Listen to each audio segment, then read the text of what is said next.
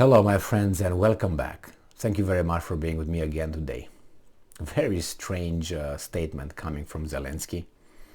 It is, I don't know, double speak or new speak. I don't know in what category this will fall.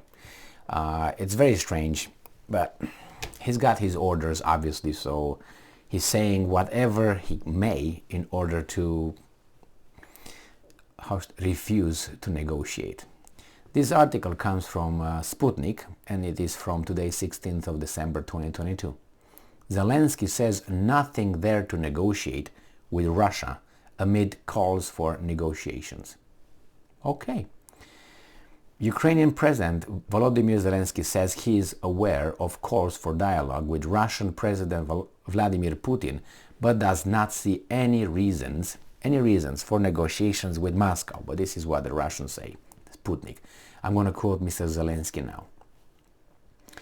I know that some are proposing to sit at the negotiation table with him, Putin, but I don't see anything there to negotiate.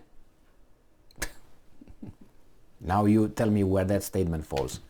Denial, criminal, doublespeak, newspeak, what the hell that is. I don't see anything there to negotiate. End quote, Zelensky said in an interview with a French LCI TV channel on Friday. Earlier on Friday, White House National Security Advisor, Weasel Jake Sullivan, said the United States will continue to provide Ukraine with military assistance so that, and I'm quoting, if and when diplomacy is right, they will be in the best possible position at the negotiating table, end quote. Sullivan later added, and I'm quoting, that moment is not right now, end quote.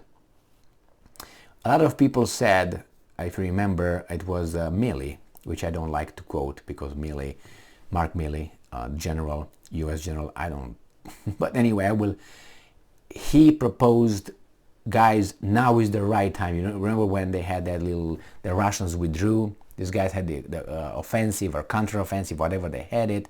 They took over lands, a lot of it. The Russians moved over the Dnieper River. That was the best time, Milley thought, and not only Milley, retired U.S. Army Colonel Douglas McGregor thought the same thing. Do it now. This is your pinnacle. This is your maximum. You're not going to have this again.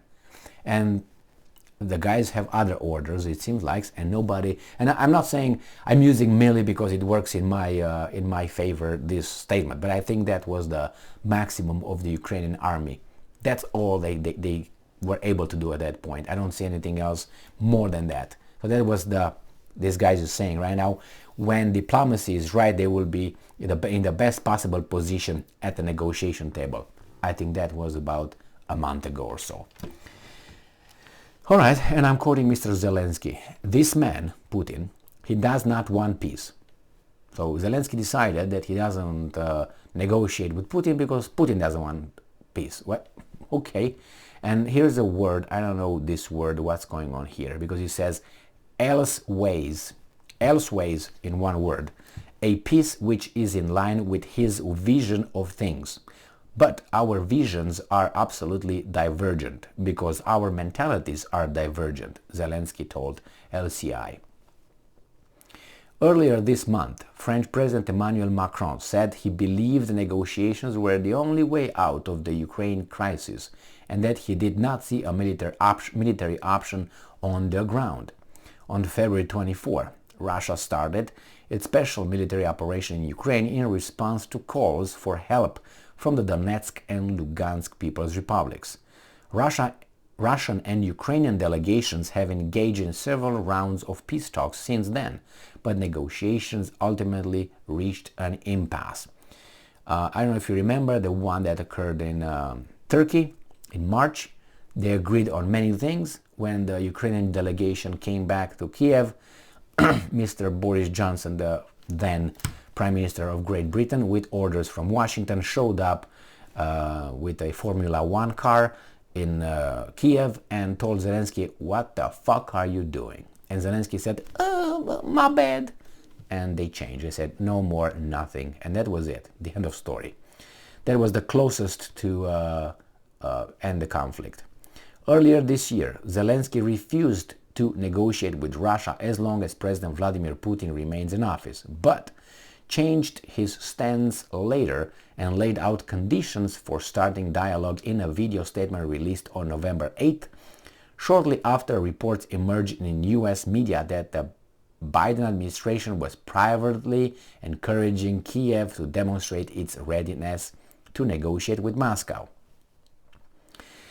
That's what when Milley suggested that to Biden, and Biden talked to the weasel and all that.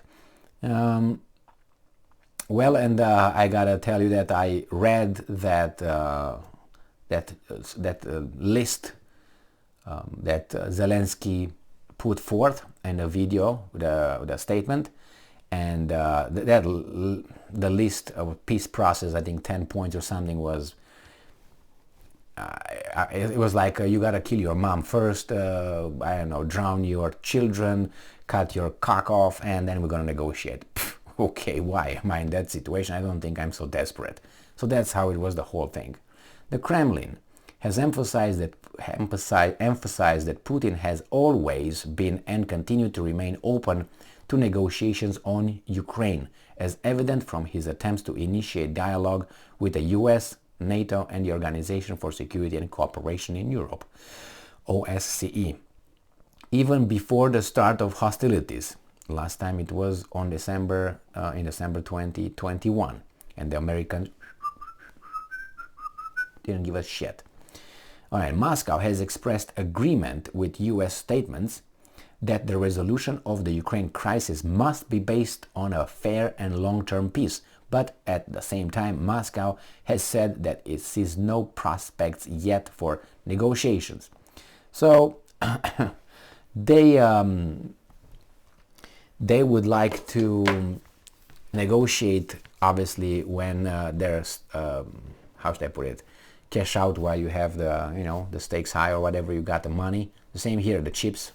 So the same here is they try to negotiate when they got their the best situation on the ground.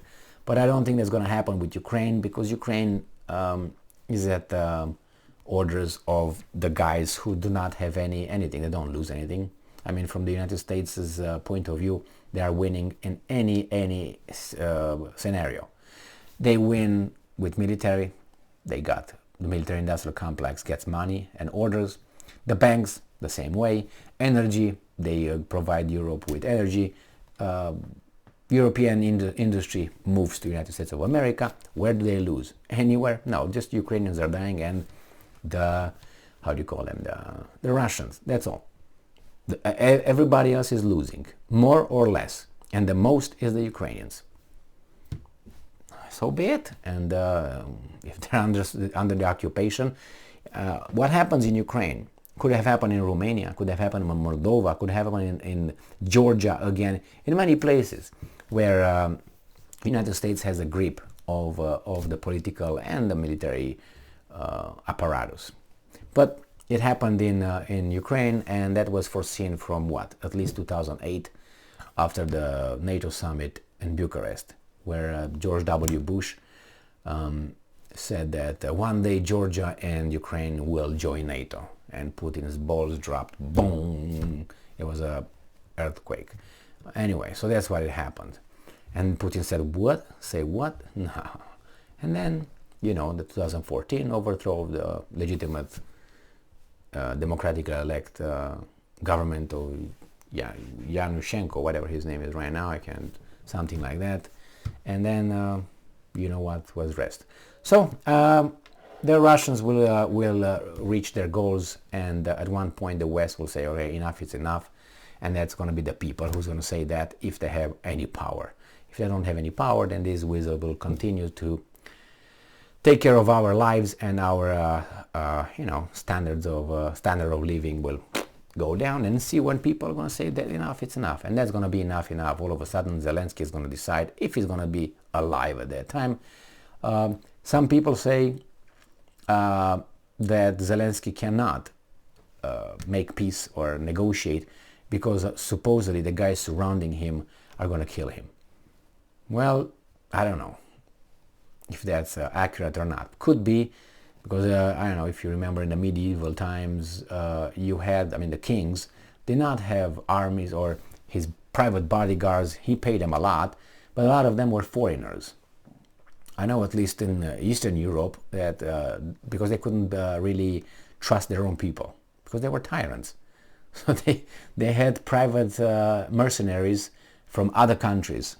So they don't have allegiance to the people, you know. But it was always about who pays the most.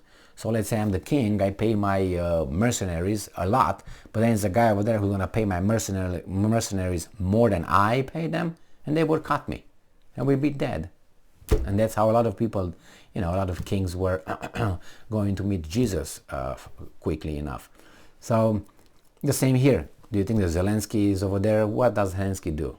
I mean, he's what? He's 4'8" or something, and he's 4 feet 8 inches or something. You think he's gonna do something? What is he gonna do? And those guys around him are all masked with weapons. Thank you very much. Yeah. Okay. Well, we'll see. He's not gonna negotiate until time is right. Time is right when his bosses were gonna tell him, his handlers were gonna tell him time is right.